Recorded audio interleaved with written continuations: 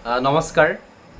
যিসকল টিচাৰে mutual transfer বা single transfer ল'ব, একেদকলে ৰিলিজ ল'বৰ কাৰণে কি কাম কৰিব লাগিব বা কি ডকুমেণ্টছ নতুন বিঅ' অফিচলৈ বা বিদ্যালয়খনলৈ লৈ যাব লাগে এই সম্পৰ্কত শ্বেয়াৰ কৰিম।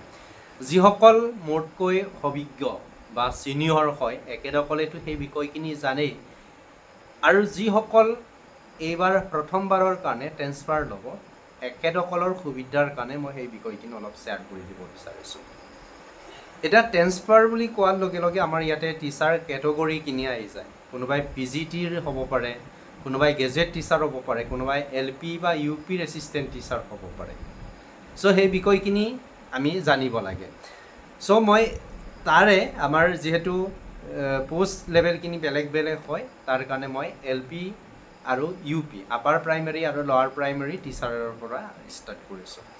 যিসকল টিচাৰে LP বা UP স্কুলত তোমাৰ কি কৰে, টিচাৰ কৰে, চ' একেদকলে প্ৰথম কাম হ'ব যে ৰিলিজ ল'বৰ কাৰণে আপোনালোকৰ হেডমাষ্টাৰক এপ্লিকেশ্যন কৰিব লাগিব, আৰু এই এপ্লিকেশ্যনত আপোনালোকৰ সেই ট্ৰেন্সফাৰ কপি লগত দিব লাগিব।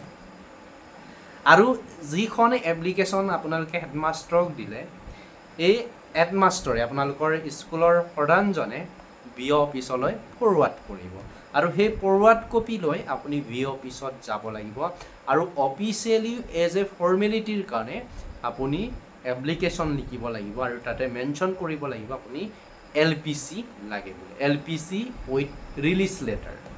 এতিয়া LPC আৰু ৰিলিজ লেটাৰটো বেলেগ বেলেগ মই কৈ আছোঁ। এতিয়া এই ৰিলিজ লেটাৰটোৰ কথাটো হ'ল যে আপুনি সেই বিদ্যালয়ত কাম কৰি আছিলে, আপোনাৰ মিউচুৱেল ট্ৰেন্সফাৰ থ্ৰুৱেদি এইখন বিদ্যালয়ৰ পৰা আমুক বিদ্যালয়লৈ যোৱাটো সত্য, এনেধৰণে এটা লেটাৰ দিব, যে মানে কপি এখন দিব, এইখিনি জানি। আৰু এইটো ৰিলিজ লেটাৰ, চিম্পলকৈ কৈছোঁ দেই, এই বিষয়খিনি বহুত ক্ৰিটিকেলকৈ কোৱা নাই। আৰু LPC লাষ্ট পে চাৰ্টিফিকেট, মানে লাষ্ট মন্থত আপোনালোকে, এতিয়াতো আগষ্ট চলি আছে, যে জুলাই মাহত আপোনালোকৰ চেলাৰী কিমান আছিলে, ইনক্ৰিমেণ্ট কিমান হ'ল, কিমান বছৰ কাম কৰিলে, বা বৰ্তমানৰ চেলাৰী কিমান, এই ডিটেইলছখিনি তাতে মেনশ্যন থাকিব। আৰু এই LPCটো বিঅ' অফিচৰ বিঅ' ছাৰৰ ছিগনেচাৰ থাকিব, আৰু এই কপি লৈ আপোনালোকে ট্ৰেজাৰী অফিচত যাব লাগিব, আৰু ট্ৰেজাৰী অফিচত গৈ আপোনালোকে কাউণ্টাৰ চহী ল'ব লাগিব, আৰু এই LPCখন লৈ আপোনালোকে নতুন বিঅ' অফিচত ছাবমিট কৰিব লাগিব। এতিয়া এই গোটেইখিনি বিষয়বস্তু একেদিনাই উলিয়াই নিয়াটো ইমান সহজ নহয়। চ' আপোনালোকে ৰিলিজ লেটাৰটো লোৱাৰ পাছত 5 দিন 6 দিনৰ পাছতো LPCখন ল'ব পাৰিব। আৰু এতিয়া আহিলে ছাৰ্ভিচ বুক। এতিয়া যিহেতু ছাৰ্ভিচ বুকটো তো আপোনাৰ আমাৰ স্কুলবিলাকত নাথাকে, হাইস্কুলবিলাকতহে থাকে। হাইস্কুলবিলাকত য'ত হাইস্কুল আছে একেদকলৰ ছাৰ্ভিচ বুকটো স্কুলতে থাকে। LP UPৰ ক্ষেত্ৰত কি হয়, বিঅ' অফিচত থাকে। এই ছাৰ্ভিচ বুকতো আপোনালোকৰ চহী লাগিব, বিঅ' ছাৰে চহী কৰি দিব, তাতে আপোনালোকৰ কিবা কিবি লিখি দিব, আৰু একেদকলে ক'ব আপোনাৰ ছাৰ্ভিচ বুকটো দিব, ইটো কৰি পেলাই আপোনালোকে লৈ গৈ যাব লাগিব। এইখিনি কৰোঁ। আৰু আছে দেই, ৰিলিজ লোৱাটোৱে কৈছোঁ, তাৰপিছত জইনিং প্ৰচেছটো কৈ আছোঁ। তাৰপিছত GT PGTখিনিৰ কথা কয়। এতিয়া GT গেজেট টিচাৰখিনি যিসকল হাইস্কুলৰ হয়, একেদকলৰ কি হ'ব, DDO মানে কোন হ'ব, হেডমাষ্টাৰে হ'ব। কাৰোবাৰ যদি ছেকেণ্ডাৰী হয় তেতিয়াহ'লে প্ৰিন্সিপাল ছাৰ হ'ব। চ' প্ৰিন্সিপাল ছাৰক ছেইম প্ৰচেছ আপোনালোকে এপ্লিকেশ্যন কৰিব লাগিব, আৰু LPCখন DDO ছাৰে দিব, হাইস্কুলৰ হেড ছাৰে দিব, ছেকেণ্ডাৰী প্ৰিন্সিপাল ছাৰে দিব। চ' এই DDOৰ পৰা আপোনালোকে LPC ল'ব লাগিব, আৰু এই LPCখন লৈ আপোনালোকে ট্ৰেজাৰী অফিচত যাব লাগিব, আৰু ট্ৰেজাৰী অফিচত গৈ আপোনালোকে চহী ল'ব লাগিব, কাউণ্টাৰ চহী লাগিব। প্ৰচেছটো ছেম, মানে DDO লেভেলটোৱে অলপ বেলেগ। ছাৰ্ভিচ বুকৰ ক্ষেত্ৰতো ছেম, এটা আপোনালোকৰ DDO হেড ছাৰে দিব হাইস্কুলত। তাৰপিছত এইখিনিক লৈ আপুনি নতুন বিদ্যালয়লৈ জইন কৰিব। জইন কৰাৰ পিছত আপোনাক ফৰৱাৰ্ড কৰিব বিঅ' অফিচত, আপুনি বিঅ' অফিচত জইন কৰিব লাগিব।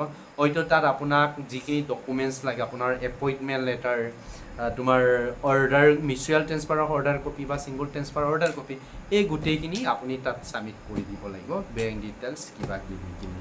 চ' এইটো আছিলে প্ৰচেছ। ইয়াতকৈ আৰু বহুত কিবা কিবি নালাগে, আৰু এডুকেশ্যন ডিপাৰ্টমেণ্টৰ বিষয়ে জানে আপোনালোকে LPCৰ ক্ষেত্ৰত হয়তো লাগিব পাৰে অলপ চলপ LPC কাউণ্টাৰ হয়তো এইটো মানি ইজ অলৱেজ আল্টিমেট বুলি কয় নহয় হয়তো আপোনালোকৰ কিবা কিবি যাবও পাৰে এইটো মই স্পষ্টভাৱে ক'ব নোৱাৰোঁ হয়তো চাহ কাপৰ কাৰণে কিবা কিবি দিব লাগিবও পাৰে দেই এইটো হয়তো ল'বও পাৰে নল'বও পাৰে চ' এইখিনি কথা ক'লোঁ চ' এইখিনি বিষয় আছিলে ৰিলিজ কেনেকৈ ল'ব আৰু আপোনালোকে মনত ৰাখিব কিন্তু ট্ৰেন্সফাৰ হোৱাৰ পাছত উইদিন 7 ডে'ৰ ভিতৰত শিক্ষা সেতুত আপডেট দিবলৈ নাপাহৰিব আৰু আপডেট নিদিলে আপোনালোকক কি ভাবিব যে ট্ৰেন্সফাৰ লোৱা নাই এই পাৰ্টিকুলাৰ স্কুলখনত জইন হোৱা নাই বুলি ভাবি ল'ব চ' ট্ৰেন্সফাৰ হৈ শিক্ষা সেতু এপছত আপডেট দিব যাতে আপোনালোকে ট্ৰেন্সফাৰ হৈছে বুলি আদাৰৱাইজ আপোনালোকৰ ট্ৰেন্সফাৰৰ যিটো অৰ্ডাৰ কপি এই টাইম লাইনৰ যিখিনি টাইম